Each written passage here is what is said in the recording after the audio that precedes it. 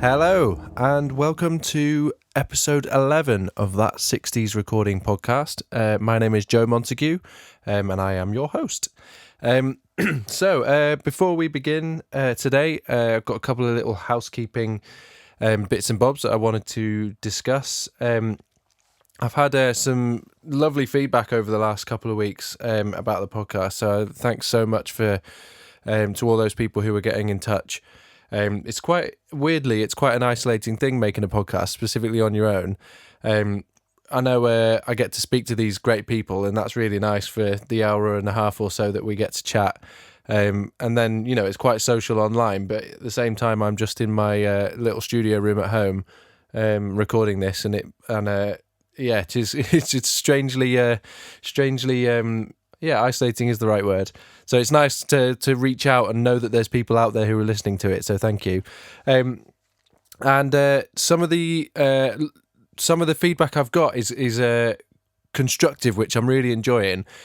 So a couple of things that have been brought up that I just wanted to draw attention to.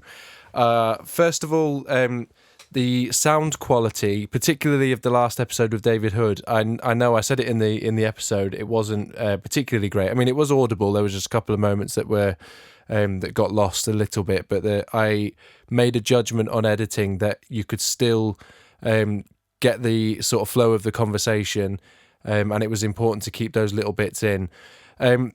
I just think it's often very difficult to pin down these people.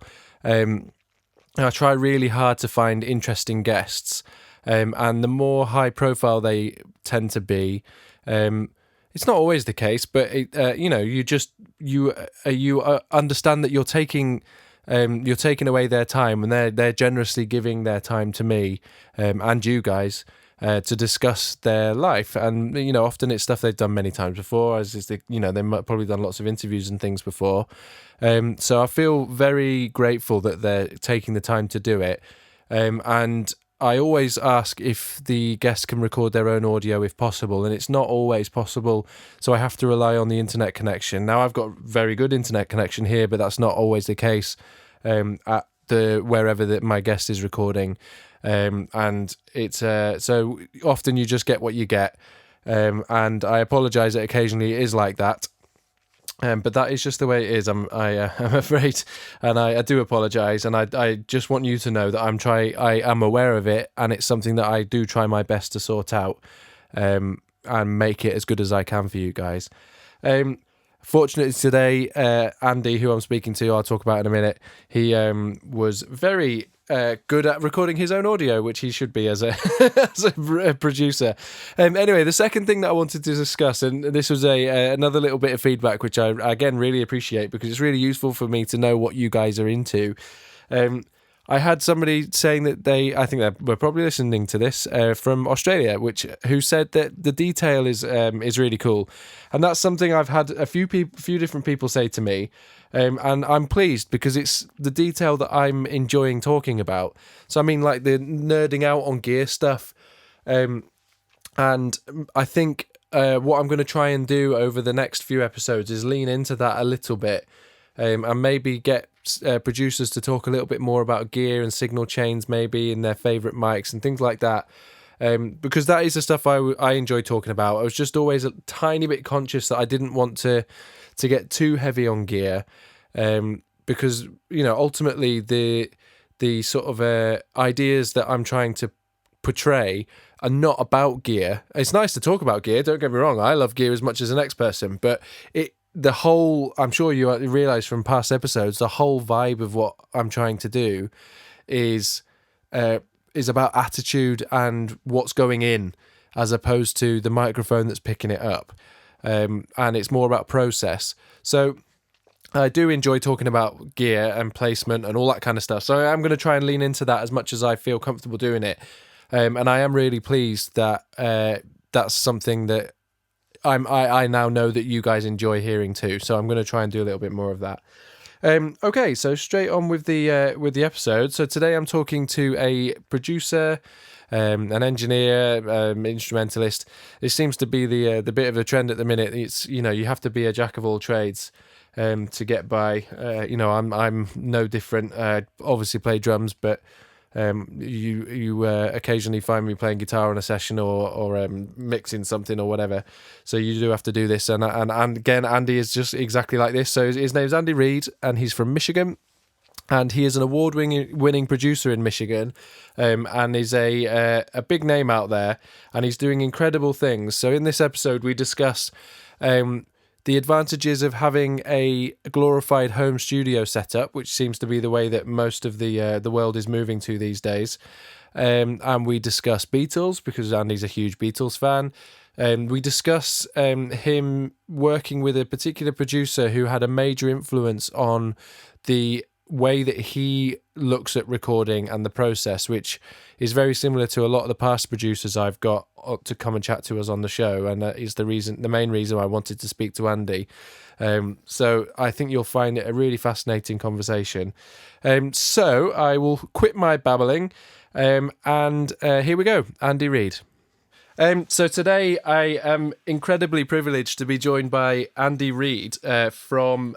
I have to look this up because my geography isn't very good. So you're from Bay City, Michigan, which I've looked on the map, and that's it's counted as the Midwest. Is that right? Correct. Yeah, it's kind of tricky because it is called the Midwest, but we're pretty much like on the eastern side of the whole Midwest thing in the United States is crazy. But if you look at it from a point of like everything kind of started in the East and kind of worked its way over. So, yeah, Midwest. We're pretty much Canadians at this point because we're so far north, and which is fine with me. I love Canada. I'm a hockey fan and all that. Yeah, Midwest, but yeah.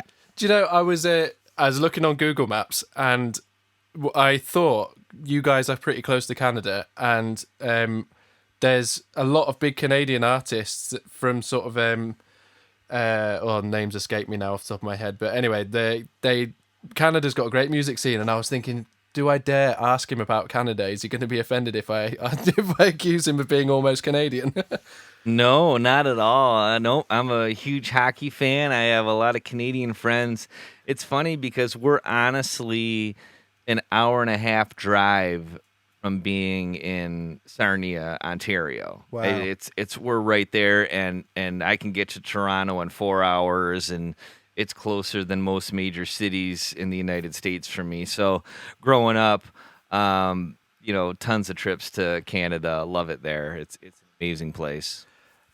So I just want to come back to that, but I want to I realise I haven't given you a proper introduction yet, so I'll just tell people a little bit about you before, and you can sort of elaborate if you want. So Andy runs a studio called the Reid Recording Company, and that I guess grew out of a band called the Haskells, which you can sort of elaborate on maybe in a little while. And just for some perspective, you have won the best recording studio in the Michigan area for the last 7 years running. Yeah, there's a section in Michigan just called the Greater Bay Region, and it's basically just the middle of the state. You know, if you drew like a pretty good sized circle in the middle of the state, it's always been an honor, and our music scene that we have in this area is the reason why I have a business. You know, it's like it's not, the success of a recording studio lies so much on the music record, and not as much on your ability as an engineer and producer. But it's just super lucky to be in this area at this time when there wasn't a lot of recording studios. And I think being in a band that I was in early on, playing original music, you do shows with 3-4 other bands. So just meeting people and just becoming friends with all these people. And then afterwards, when they're looking to record, now they don't have to travel to 2 hours to Detroit to do a record. They're like, oh yeah, I remember Andy. He was hang. Let's go give his studio a try. And that's all how it all began. And it was completely unintentional, but it just kind of grew into something that I'm fortunate that it did, because I love making records even after 15 years. So it's been great. So I know you're super modest, so you'll say it is the musicians, but a large part of I suppose why you're as renowned as you are in the area is that you create a nice atmosphere. Nice is such a bland word. A It's comfortable okay. atmosphere. Like it's your. Am I right in thinking your studio's in your basement at your house? Completely, yeah. It's just like jamming in your basement at home, doing garage band rehearsals and all that. Yeah, so I think that takes a little bit of the pressure off people for sure. Yeah, so they must feel really comfortable and familiar in that environment, and it's not as intimidating as sort of a traditional studio setup. Yeah, for sure. And I'm not, a lot of the people that I record, probably 75% of the people I record, this is their passion, it's not their career. So this is their fun thing that they get to do. So um and they don't have as much experience as going in and spending a month in the studio every day doing their records. So they pop in every, one or two dates a month and just chip away at their records. So it's the day they look forward to, and they can be relaxed, and we just hang out, and my dog's running around, and yeah, it's I'm glad I started it this way. My wife and I have plans to buy. When we bought this home, I never had this uh, vision of having a recording studio. It was just, hey, look, they have this little space in the basement for me to do my demos, right? So now that and we know what it is, we're gonna look for a home that might have an outbuilding, like a pole barn or something, that I could build something a little bigger, because it is pretty cramped down here. So a little bit more space would be awesome. I can get some more keyboard or gear and all that stuff. Um, so one of the main reasons I was wanting to speak to you, aside from the fact that you're a really lovely chap, is that you have your sort of philosophy on recording. So we kind of met online due to a mutual love of Beatles music, and the more I dug into what you're about, the more I realized that you're sort of you're coming from a vintage analog style, but you sort of label it as a for the modern era, which I think is very similar to how I approach what I do. Yeah, for And sure. so I suppose you must have started out like kind of loosely analog, and then you sort of moved into the digital world, but now you still track and produce things with a sort of a vintage attitude. Yeah, I think that the yeah, that's there's a lot there. Yeah. I started out on with tape machines, 4 track, and then eventually, when I did get Pro Tools, I still had this Otari half-inch 8 track, which I still love to use, because at that point the digital converters hadn't really gotten to where they are today. So the tape still had a sound that we really couldn't capture in the digital realm, which now I feel like it's a lot closer than it ever was. Plugins, and I have a couple Burl converters and stuff like that that really help get that analog sound that tape has allowed you to get. But what you find when you do things to tape, there's a process that you have to do a certain way. So where it becomes, you have to get the performance down and not rely on editing as much. And I went through this period where it was like, yeah, it's close enough, I can fix it, close enough, I could fix it. And then you do your editing, and it doesn't sound as it never sounds as good as if the person just plays it properly. There's just a feel thing in there. And I think that the thing we love most about those old records is not the fact that they were done with like tube microphones or tape machines. It's the fact that these people played this stuff and had to nail it. And they were in a room together, and there's things that you can do in a digital world and still get that vibe of being a group of musicians in a room playing a song. And I think that having learned that on tape, carry that into this digital era and still get that feel and get that vibe. And then of course you could throw in your vintage microphones and your vintage whatever, mic pre's, compressors, da da da da da.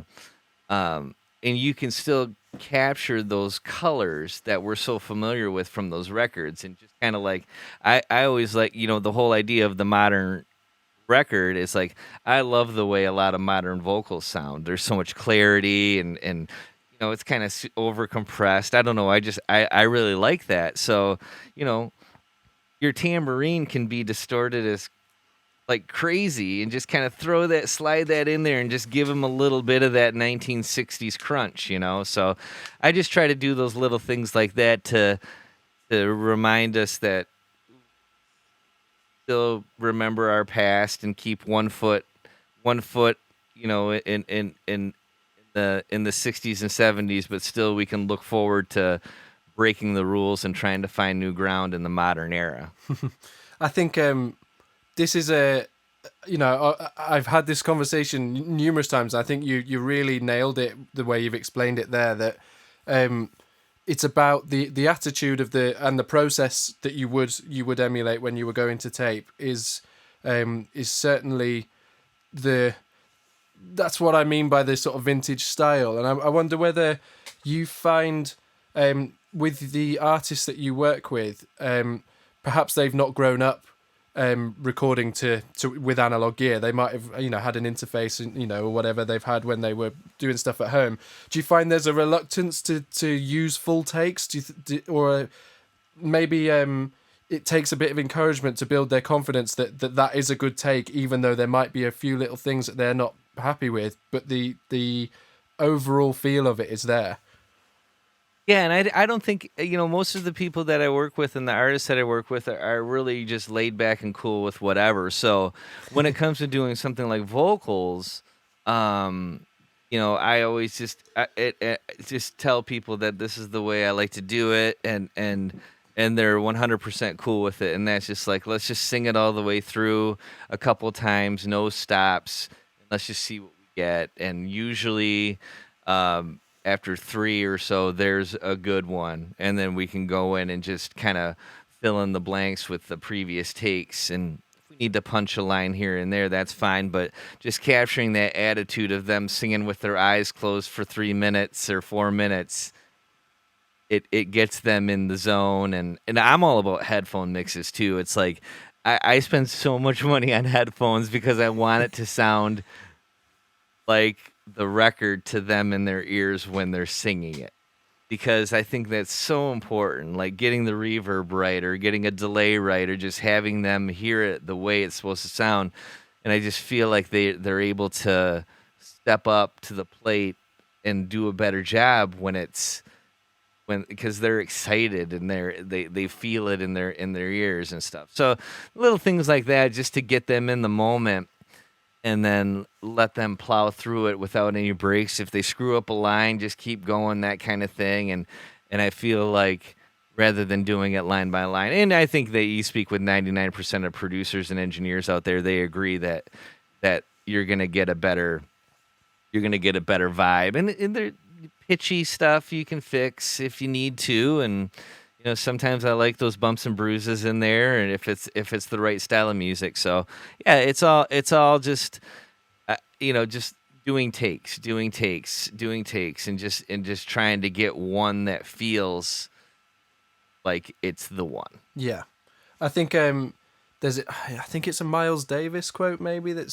I can't remember the exact quote, but the sort of idea of the quote is that the gold's in the first 3 takes.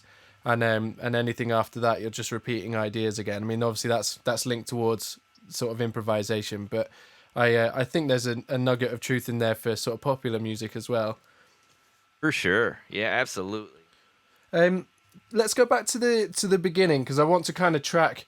Now we've got some perspective on sort of what you do. I'd like to sort of track back and work out how you kind of got to this point. So, okay, am I right in thinking you're a multi-instrumentalist? Do you play a few different things? Yeah, I started as a guitarist. I did do a little piano and drums when I was a teenager, but it was just like, I had them. I didn't really focus too much on them. But when I got actually a late start, I bought my first guitar when I was 18 years old. Wow. And my cousin Danny was a drummer in an original band in our area. And I'd always loved music. Obviously, we all love music. Get into this mess, but um, I was I bought my first guitar at 18 and just fell in love with it, and it was one of those things where it's like, you're so bad at first you can't play anybody else's songs, so you just write your own. So I started doing that. I actually learned to play guitar on this book.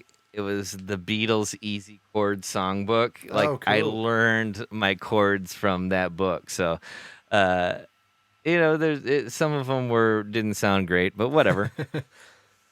So I got into playing guitar, and then eventually bass to record demos and stuff like that, and then drums and keyboards. And I'm not as strong of a swimmer in those areas, but I did, as I started as a guitarist, but then later I had played in a couple of really good bands as a bassist. One is a local cover band from our area, uh, and that was great because they played 5 nights a week. So I was actually able to play at night and then start the studio business during the day. So you start off with two sessions a week, and it slowly grew. So that gave me the opportunity. It was hard because you're out till 4 in the morning, and then you got to come and get up and do your session, but I didn't have any kids back then, so I was able to kind of hammer through and do it. So that's how I kind of was able to get going on this. And then eventually, when it was full enough to where I didn't need the cover band gig, I was able to just do the studio. So that was an important band for me, in the regard that I was able to pay my bills playing music, but then slowly grow this business into something. And then I played in another band called the Verve Pipe, which was a very, very big band in the '90s. They had a #1 hit with the Freshmen, and the drummer from the Verve Pipe is from the Saginaw area, and he's one of my best friends now, Donnie Brown, who we had become friends. Dude, totally hilarious because of our mutual love for the Beatles. I crap you not.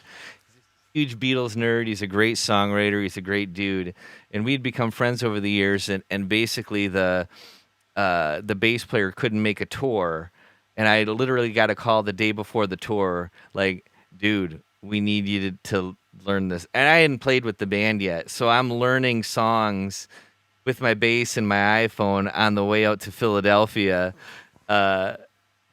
To fill in for this tour, and then eventually I got the gig as the bass player, which was it was Amazing. a blast. It was a blast to be in a band that got the treatment, Yeah. and just played some great festivals and stuff, and then when my daughter was born, I didn't really feel like I wanted to be out on the road anymore. So in the studio was already doing its thing. But it was a great opportunity. So eventually I started as a guitarist. Long story, but started as a guitarist, ended up kind of known as a bass player. So, and I'm okay with that. Oh, cool. There's a lot that I want to unpack there. I mean, my just on the back of what you just said, there's a lot of great. If any bass players are listening to this, I might get some emails. But a lot of great bass players did start off as guitarists. They say, Paul McCartney is a great example of that, isn't he? I think that's a really good example. He didn't do too bad for himself, but yeah. So I was going to. Where was I? Oh, there we go. So I was just thinking, as you were talking, I mean, that's a story you hear time and time again. That I don't know if you're familiar with a book called Outliers by Malcolm Gladwell. I'm familiar with it. I haven't read it, but it's on my list for sure. Oh, cool! It's a really interesting book. There's a big part in it about the Beatles, so you'll be interested in that. It's the whole sort of idea of the 10,000 hours and the story that you hear time and time again.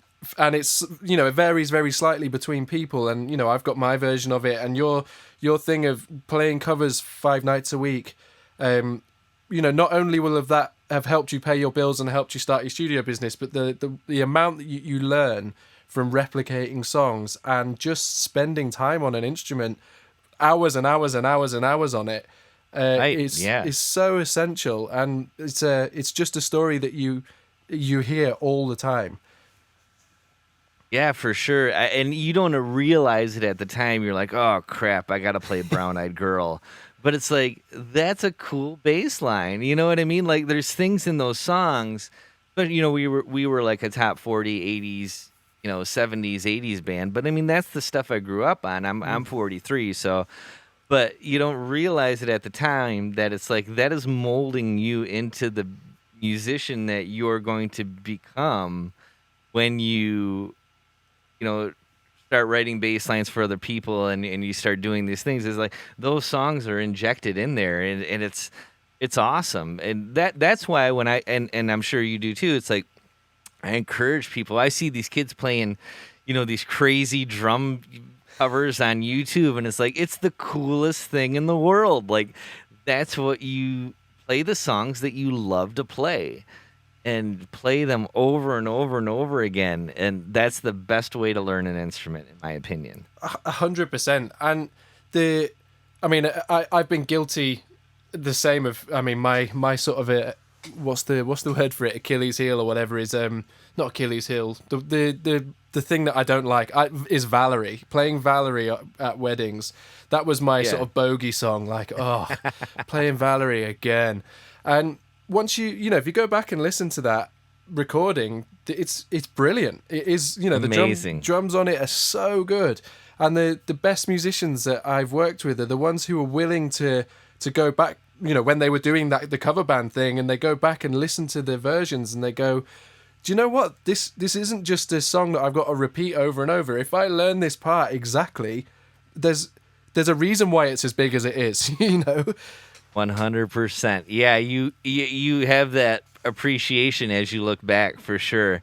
And when you start stuff like that, it's like, okay, I got to learn these 60 songs in 2 months before I get this gig. So you're not looking for the slides and the little fills. You're just looking like what's going to get me through this live. Yes. And then you as you slowly learn everything, you just pick up those little bits. Those little the dynamics and all that stuff that really make those parts sing. And that's where the hours come in, because you'd never have the attention to focus or the time to focus on that had you not played it 200 times.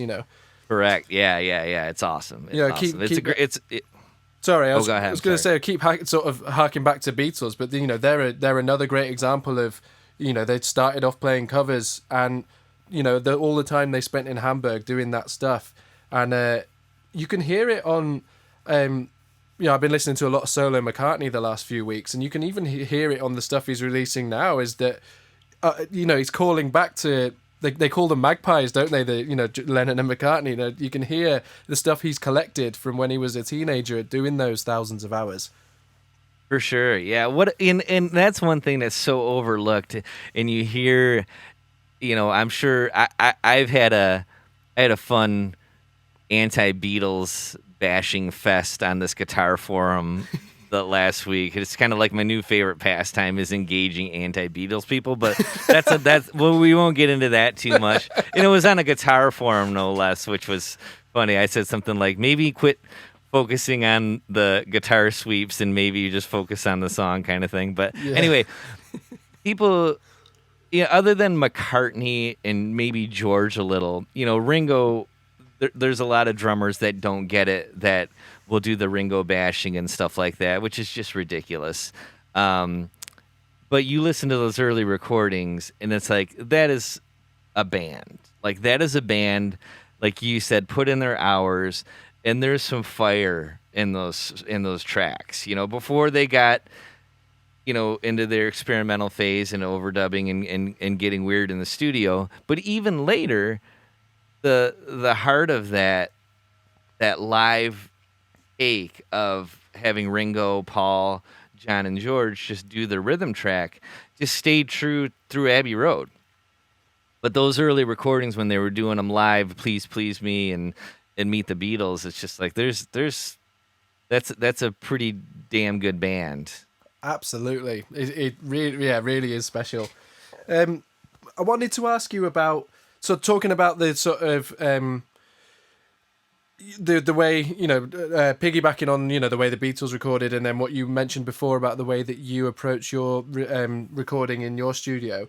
I wanted to ask about your experience working with Brendan Benson from the Raconteurs, because the Raconteurs is a band, and the White Stripes. So for those of you who don't know, the Raconteurs, might correct me with this because I'm not super au fait with the way it is. But so Jack White and Brendan Benson created this sort of a super group of musicians called the Raconteurs, and they released a few really great albums. That's right, isn't it? Yeah, for sure. And there's a couple other members from a band called the Greenhorns from Ohio, which is right underneath Michigan. And actually, my band, the Haskells, had done a show with the Greenhorns back in the day. So there's a lot of, and it's another Michigan thing. Jack White is from Detroit, Michigan, which is about 2 hours south of us. Sorry, we do everything in hours, not miles or kilometers. So bear with me. But yeah, it's maybe 90 miles south of us. Mm-hmm. And so when I was getting into this whole music thing, this is like late 90s, okay? The White Stripes hadn't really hit yet. And but they were big in Detroit. Like, they were big in the area. There was a buzz for sure. Like, something's going to happen. And Brendan had released a record in 96 on Virgin that it didn't do anything, but it was like one of my favorite records ever. I just found it in like a bin, and I'm like, it was a guy jumping with his guitar. I'm like, that guy looks cool. Totally gonna buy this. found out he's from Michigan. Da da da da da. So literally, we're looking. Our band got a little independent record deal. We got like a $5,000 budget to do an album. So looked in the phone book, and Brendan's name was in there. Wow. We heard he had a studio. We called him, said, hey, we're this band from Bay City. We're kind of this little power pop thing. We know you've done a couple of recordings. Would you be interested? We met down and met him, and that's literally how I met him and got into the studio. That's amazing. What a cool story. Yeah, so we he was all analog. It was my first time in a studio. Just fell in love with the process. He's like, even to this day, and I still keep in touch with him via, Facebook Messenger and stuff like that. But his approach to recording was really the thing that sunk its teeth into me personally. We were going to tape. He would be like, oh, let's try this. And he'd literally just throw on a Beatle record and just like, listen to this. We got to try to find something like that. And then we'd mess around with some of his old amps or something and try to get that. So the way he referenced older records to inject into this new band that he's working with, like, it's refreshing, but it's still like dipping our toe in the past here. And that, I haven't changed one bit from that moment, and that's what really drew me in.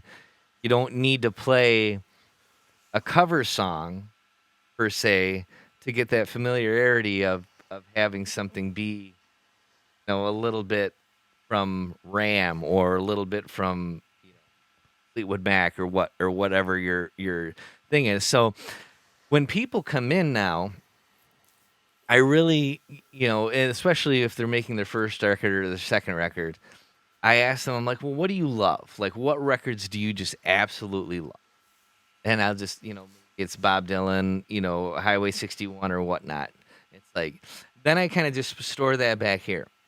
And then if they bring out like a bluesy song, it's like, dude, we should go for a Highway 61 drum sound on this. And you're just making this experience so much cooler for them because now you're going like, that's what Bob did, that kind of stuff. And it's so much fun to see them light up. And also, it works. It works because it's already been done. Now, you're not ripping it off. You're just kind of wearing it on your sleeve a little bit. And I think that there's no shame in that. All these people are like, oh, Billie Eilish sounds like this or Lady Gaga sounds like this. It's like, who gives a crap, man? It's like they're proud of where they come from, and let them be who they are and wear their influences proudly.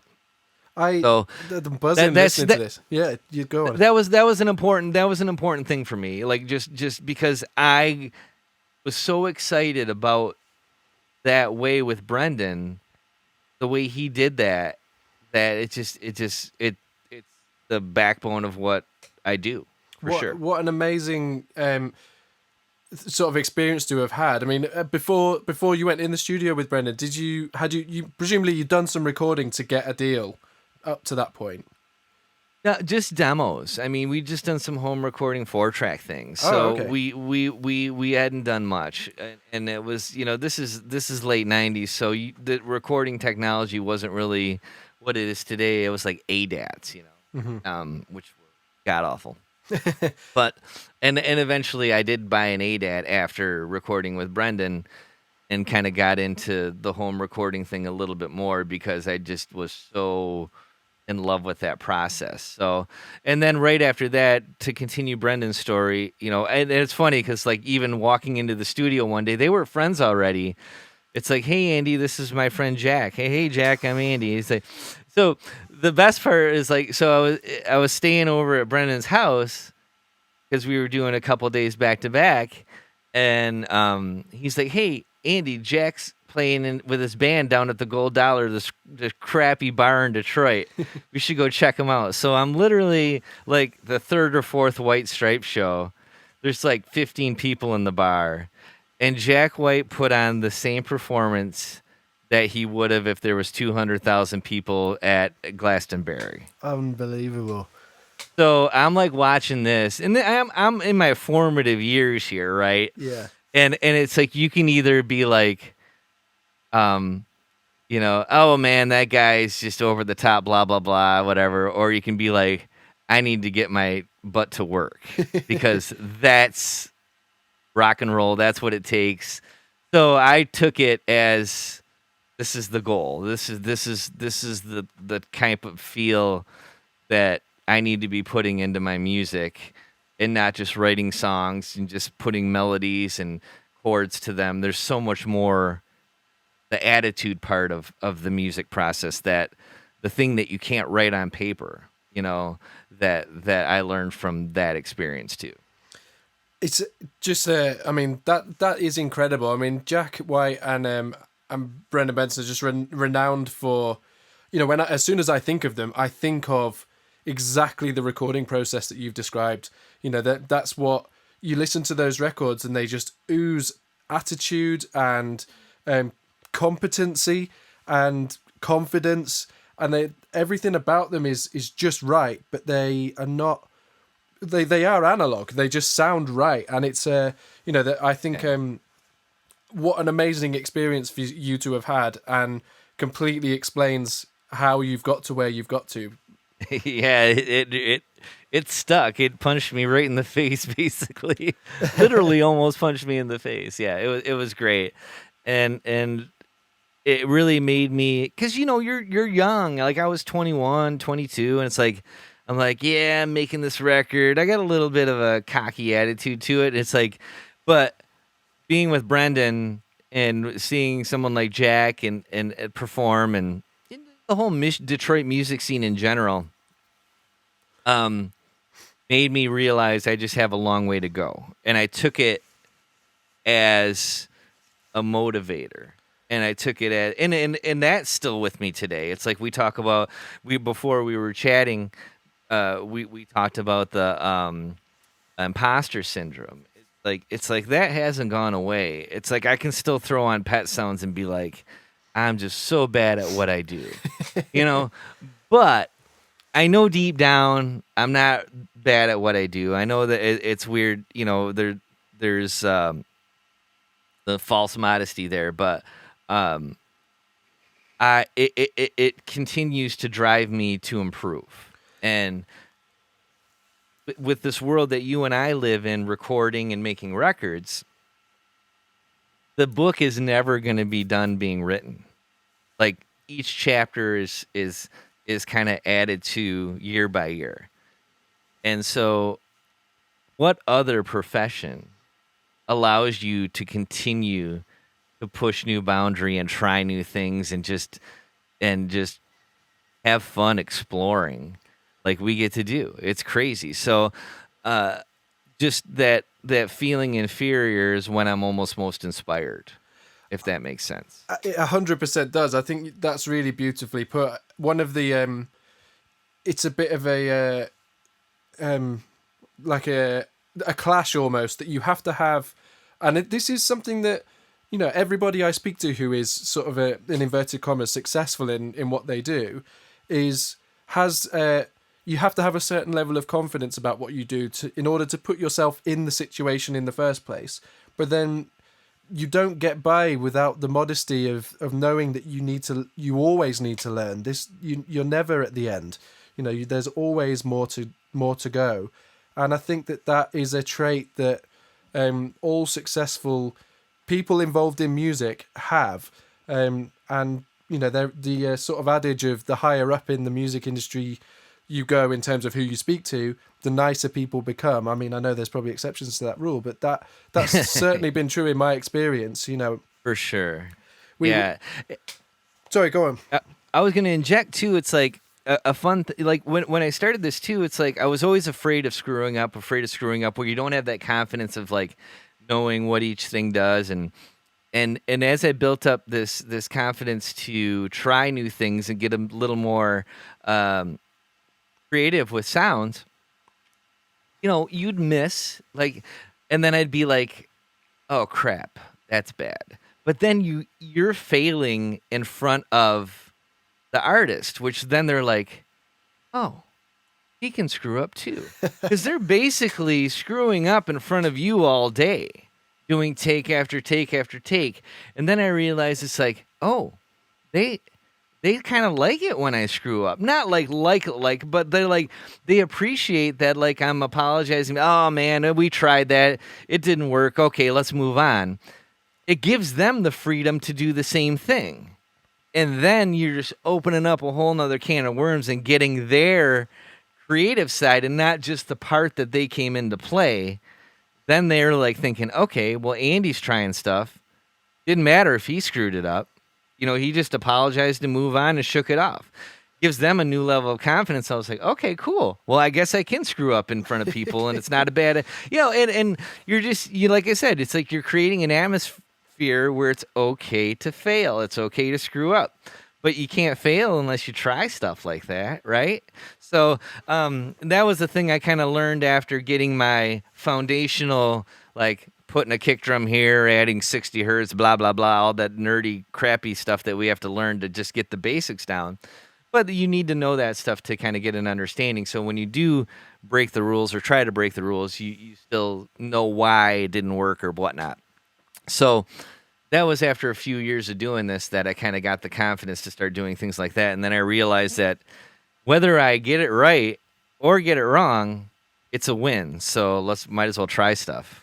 That's such a great way of putting it. All of that. The irony is that the more confident you get, the more exposed you're willing to make yourself, and the more vulnerable you're willing to make yourself, and probably make more mistakes than and if you're at the beginning of the process, you're deliberately trying to not make any mistakes and probably making a lot because you're trying too hard, right? And that's the irony. And I'd never really even considered what you were saying about from an artist perspective. If you allow yourself to be vulnerable in front of them, then that means that they're able to be vulnerable too, and if anything, that makes you appear more confident and competent because you're thinking, I've got the confidence to screw up, and you can too. And I think that's right, yeah. That's amazing. Yeah, it just creates a more open floor for people to screw up, and it's but the thing is, it's just like if you let yourself go there, that fifth try or whatever. That's where your magic comes from. That's where the magic in record comes from. It's like that thing that you wouldn't, when you woke up this morning, you had no idea that idea was going to be the thing that made the song, and That's what I love. And I get this so much, and I don't know whether to feel good about it or feel bad about it, but most of the time when people leave, they're like, "Man, I had no idea the song was going to turn out that way, but I absolutely love it." Like, that is probably one of the most like said quotes leaving my door at the end of the day, and I'm like, "Okay, well, thanks." I'm glad. And what it means though is that I think what it means is that, I was in tune with what they were trying to say in their song, and they had this certain vision, and I just tried to help bring it to life a little bit more, and they didn't expect it to flourish the way that it did. Yeah. Because and it makes sense because their job is to focus on the song and the structure and the melody and the singing and all that stuff, and my job is to give it all the other bells and whistles. So, but I think that's what it meant. I can imagine a quote on the website saying, come and record with me. It won't turn out like you want it to, but you'll like it. Yeah, that's pretty funny. And I really just came to that realization just talking through it that is said so often. But I know that that's why. But now that it is that way, I know that that's why people come here. Yes, because they want that little extra something that they didn't know they wanted. Yeah, that's a really nice way of putting it.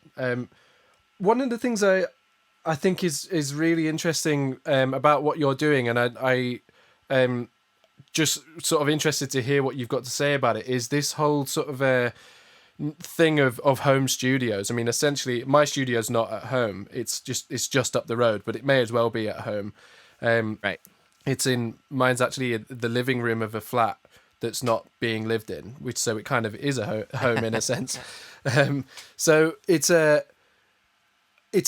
seems to be the way that the music industry is going, and I'm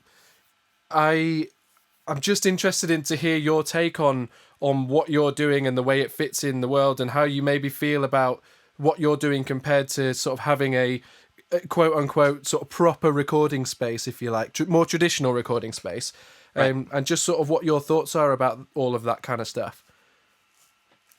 Yeah, I mean, there is a difference for sure. I think that when you do basically what we're doing now live in homes is almost like what pre-production was back in the day.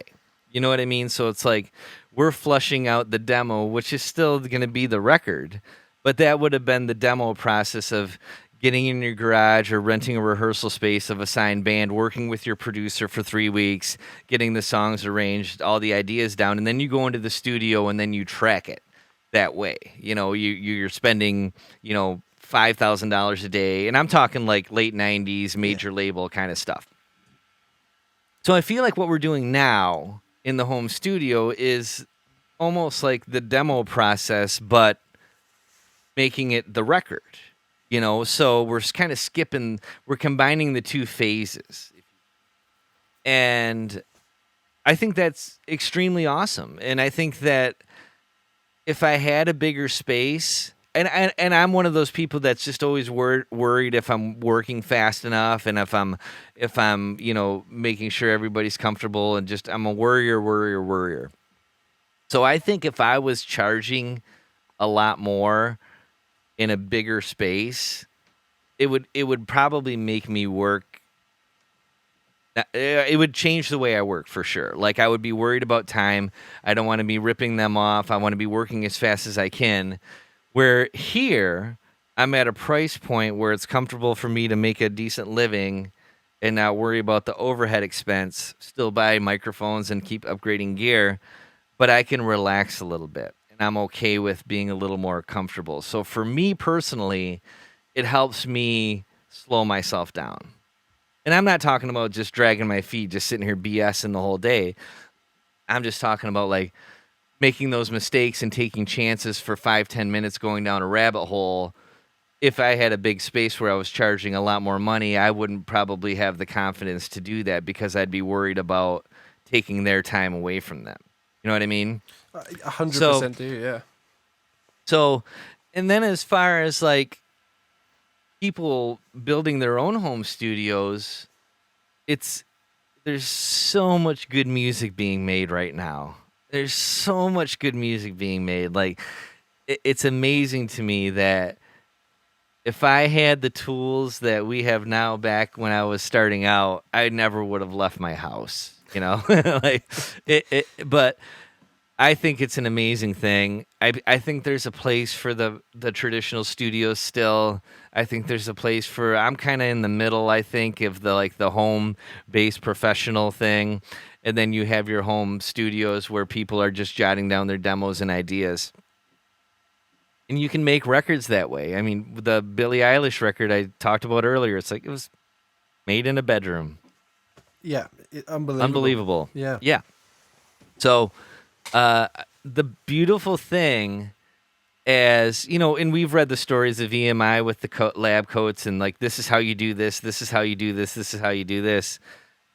And there was a rule book in recording, and that rule book has been burned and stomped on and buried, and I think that's an incredible thing, in my opinion. I love what you said about the way you position yourself between sort of an artist making a sort of demo at home and, you know, the sort of bigger studio space, because I think that's exactly where I feel what I do fits in as well. And it's nice to hear it from you too, that it's I almost have people that I work for who I don't think would have had a drummer on their track had I not been doing what I was doing. They'd have used Logic Drummer, or, you know, they'd have put one mic up and got what their mate to play on some tea-towel drums or something. Right, and yeah. I'm sort of making a, you know, relatively inexpensive void filled, you know, where they can go, oh, for that money I can just go and have Joe play on the track and it sounds good. And Yeah. you know, it might be that the guys that you know, I'm careful of putting words in your mouth, but it might be the guys that come and work with you, mainly they might not have been able to afford to go to sort of a huge studio, so they might have settled for just doing sort of terrible demos at home, but now they can come to you and have something that sounds incredible, but at a fair, you know, price that they can work with. Yeah, and I think that the multi-instrumentalist thing helps me out a great deal in that regard too, because a lot of what I get is just a singer-songwriter. They don't have a band, so I have to be the band, you know. But I love it. It's so much fun, like to sit there, and I don't sit there and just write the parts and just be like, okay, this is what I'm gonna play, da da da. I'm always like, what do you think of this? Should we go here? Should we go here? But you can involve them, even though you're the messenger and you're the player. They can't play the instrument that way. You can still get them involved creatively in what they're doing. So then they're still, helping you compose the parts as we build the song and build this band behind their guitar and voice, or piano and voice, or whatever it is. So. And that's my favorite thing to do. I mean, I do love engineering bands, and I do like working with groups of musicians like that, but I feel like my strength is definitely with an individual singer-songwriter and being able to help them capture a full record sound versus their home-recorded acoustic and vocal or whatever. So, there's something very intimate about that process, isn't there? When there's just two of you working together and creating something without any influence from, you know, it's a different dynamic when there's a band, and when there's just two people, the communication can be very open, and it's a really, really intimate thing.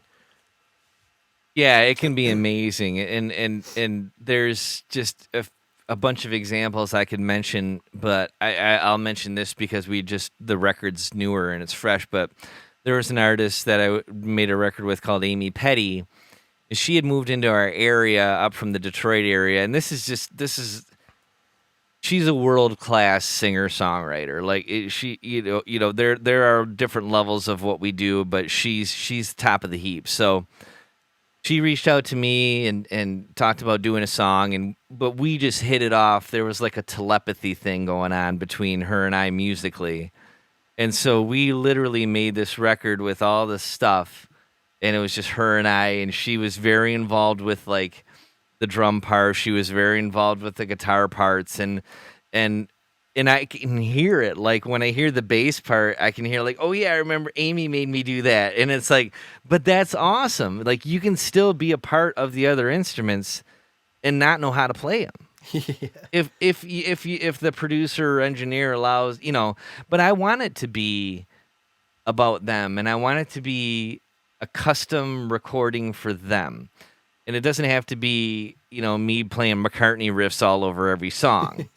So that's fun, but you know what I'm saying. I do.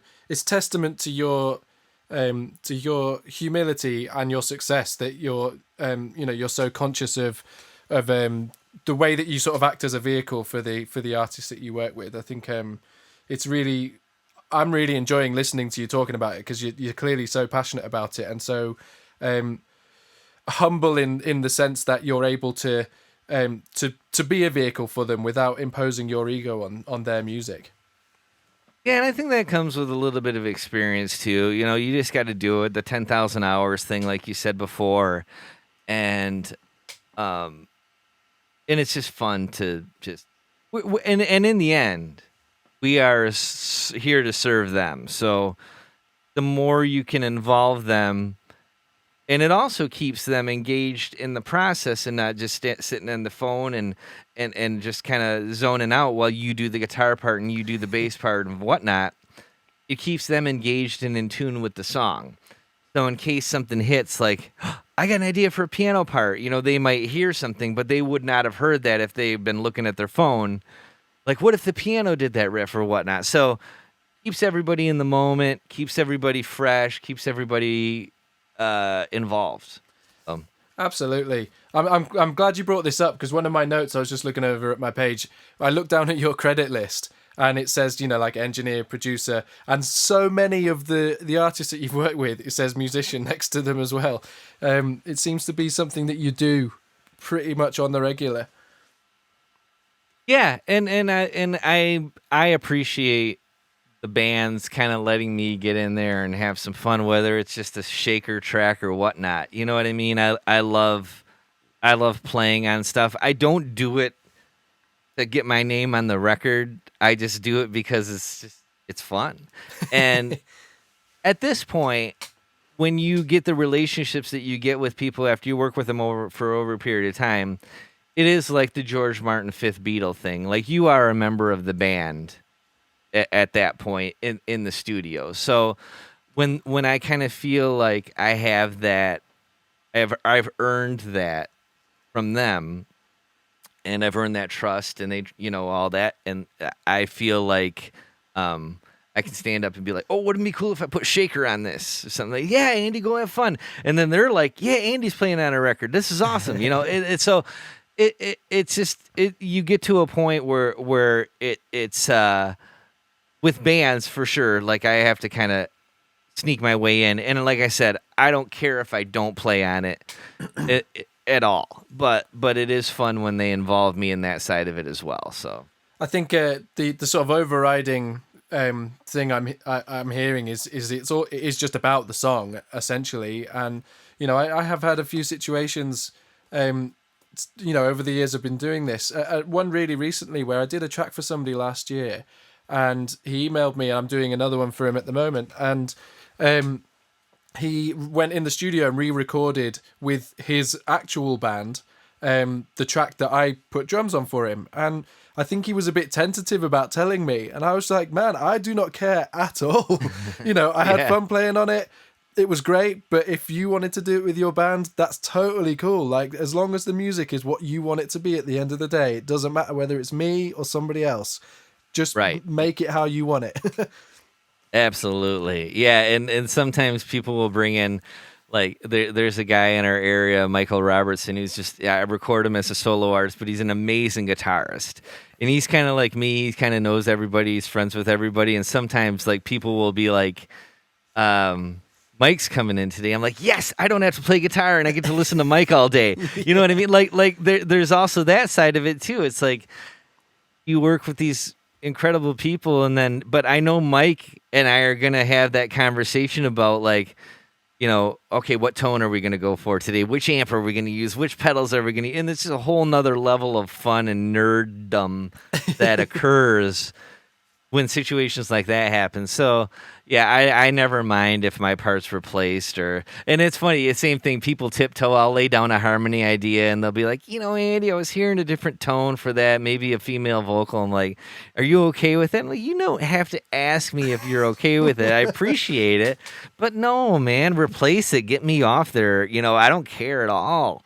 Let's see what something else sounds like. I'm always interested and compare A-Bing things anyway. So, that's another thing that just kind of comes over time too. Some musicians are definitely a little more sensitive about their parts, and like working with bands and stuff, you got to be careful with like talking to certain musicians about what they're playing, and if something's not working, there's a way to communicate that without sounding like an ass. Yes. And with some people, I definitely know how to.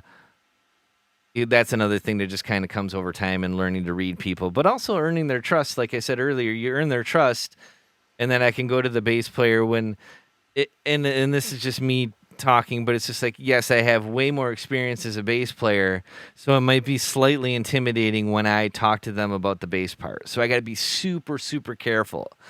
So just try to focus on the positive stuff. Like, okay, dude, your verse is brilliant. The chorus is great. This little bridge section, I think we can work on something to make that a little more happening. That kind of stuff. So it's like there's a way to get in there and still make them feel comfortable about, like I said, be comfortable with failing and making, playing wrong notes and stuff. It's all fine. It's just anything can be fixed, and even if it's not fixed, just like there's wrong notes all over the place. So I don't think it's a bad thing. Well, sometimes it's a bad thing, but anyway, so that's a whole nother can of worms. But yeah, I just think that we have to be, musicians are sensitive. So we are sensitive too. So we just got to be like, whenever I get mixed notes, it's just like, you see like 8 mixed notes, and all I read is like, your mix sucks. Your mix sucks. Your mix sucks. You know what I mean? Yeah. So it's like, did I do anything right? But I know they like the mix, and I just have to get past that like 10 minutes of like, do they even like it? And then it's like, well, they wouldn't have sent me mixed notes if they didn't like it, because we're close. So yeah, so we're sensitive. We're a sensitive bunch, but I think that's what makes us creative, Absolutely. I completely hear you. There's a few things that I want to. Oh man, there's. I feel like I could talk to you for hours. I say this to I know, yeah. I got a session in 1 hour, but no, we're good. We're good. Okay, so last couple of things, like quick fire things that you'll have heard me asking on the other ones. So obviously I know you're a big Beatles fan. So what's your either favorite Beatles album or track or particular highlight of Beatles back catalogue? I always go back to the White Album. I think it's because I bought it when I was like 13 years old, and this is back when like liking the Beatles wasn't cool, like in the early 90s, because it was your mom and dad's music, So like I think I rented it from like the library, when you could rent CDs from the library. Wow. And then, like, my parents wouldn't buy it for me because of the whole Charles Manson Helter Skelter thing. And I'm like, that's ridiculous.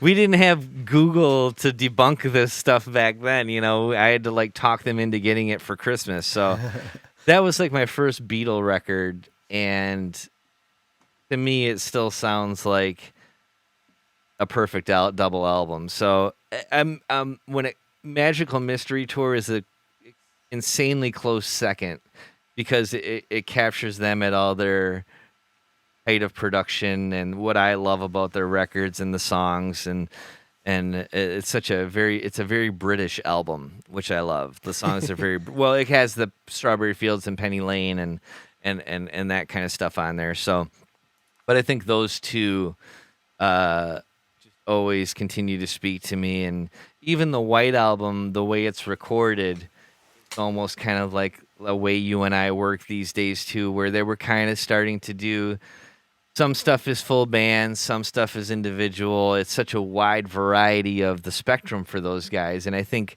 that record really kind of covers the palette of the band over the years, and so that's why it kind of sticks with me. That's very cool. I love that answer. Everybody's got such a different relationship with Beatles albums, and I love hearing people's stories about, the story about the White Album there. I love that. Everyone's got such a different relationship with their music, and I enjoy hearing all of those different stories. It's funny too because and you ask anybody about that stuff, it's always the record that makes them fall in love with the band that's their favorite. Like Wildflowers is my favorite Tom Petty record because that was my first Tom Petty record, but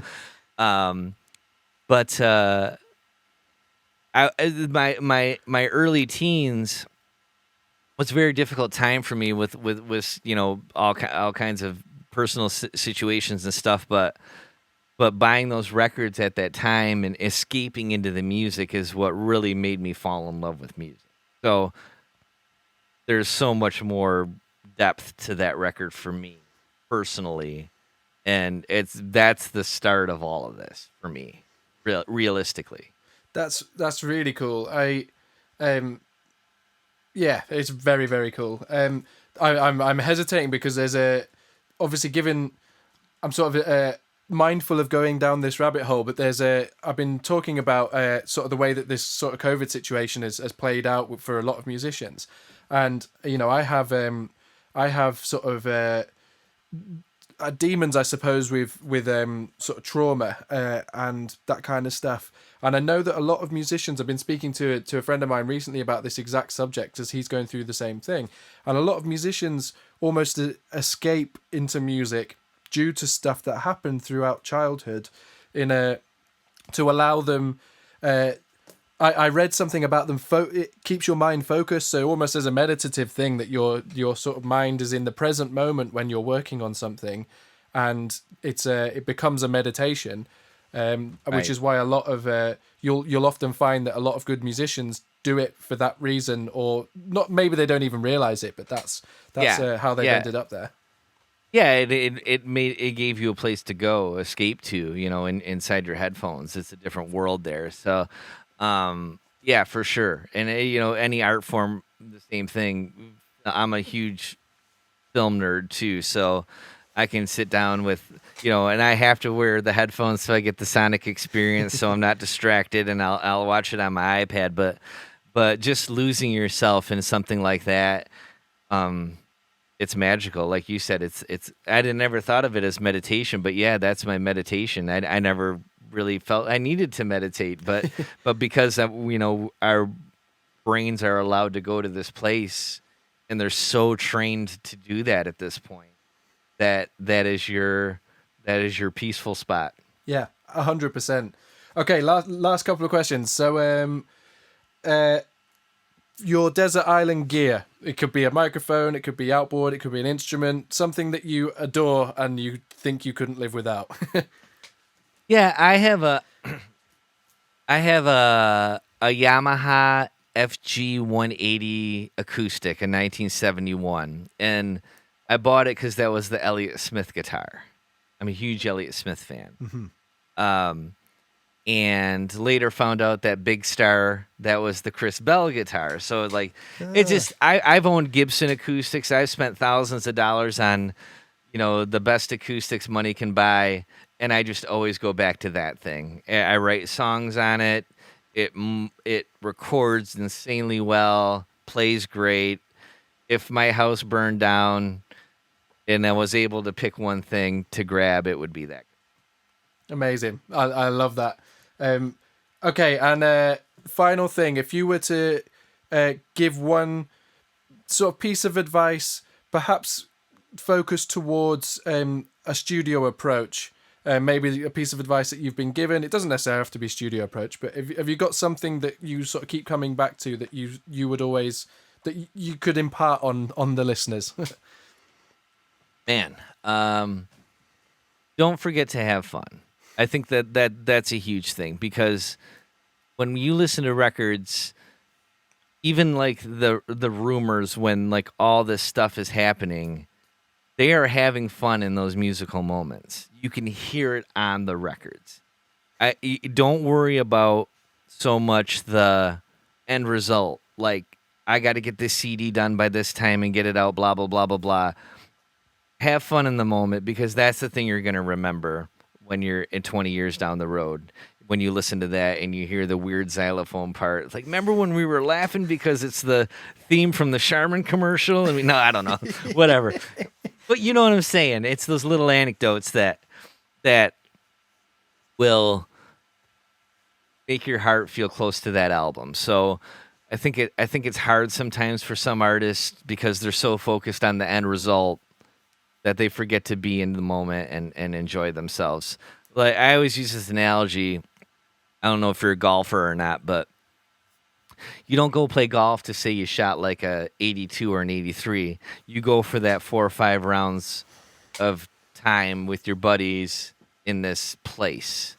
And I always say that that's what this is. This is your poker night. It's not about winning $200. It's the 4 or 5 hours with your friends enjoying yourself. So treat it like that, and your end result will be so much more. You'll be happier with your end result for sure. Very cool. I like that a lot. So then, just to wrap it up, a final word on your band. You've got the band The Legal Matters, which I've been listening to this morning. And you have a new record coming out. Have you finished it, or are you in the process of finishing it? We're in the process. Yeah, COVID has definitely slowed us down.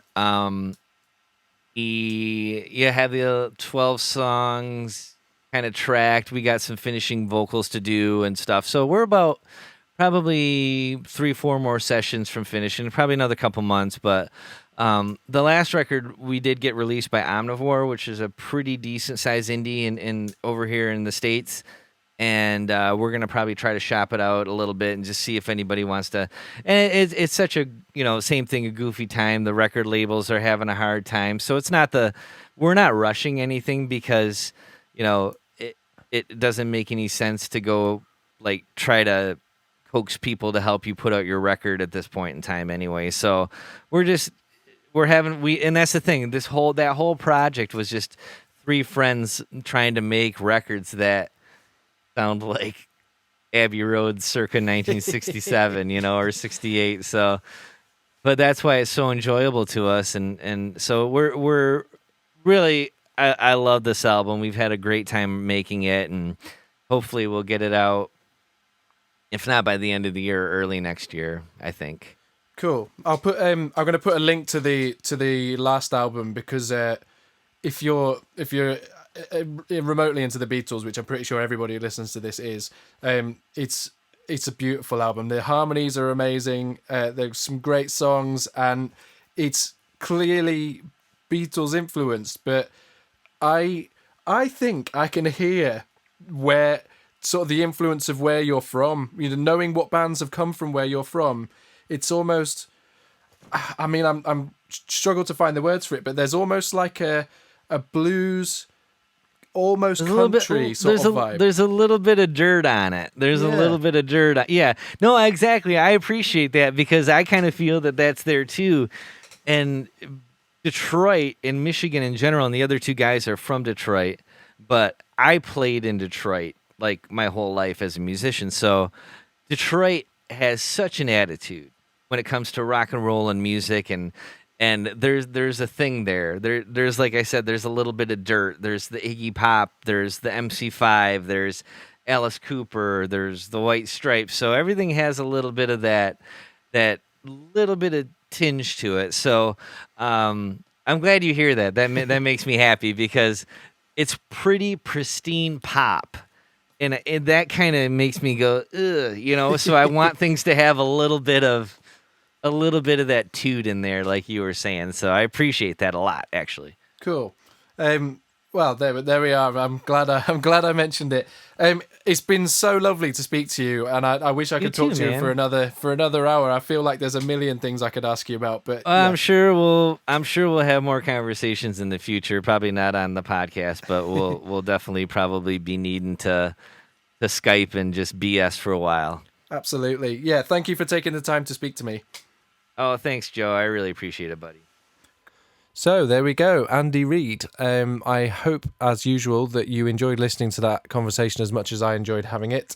Andy is such a lovely, lovely guy, and I'm yet to find somebody to chat to for this podcast who isn't a lovely person. But I had a lot of fun talking to him, and we chatted for a long time before we started recording, and he's just brilliant.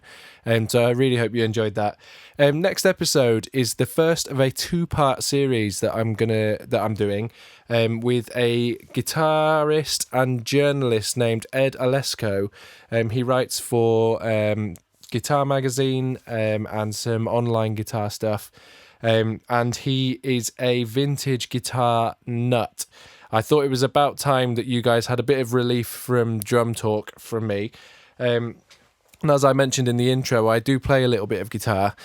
So I'm hoping that I had enough knowledge. I've already recorded this, so I hope that I had enough knowledge to ask some pretty good, well, not pretty good, but adequate questions. You guys can be the judge of that.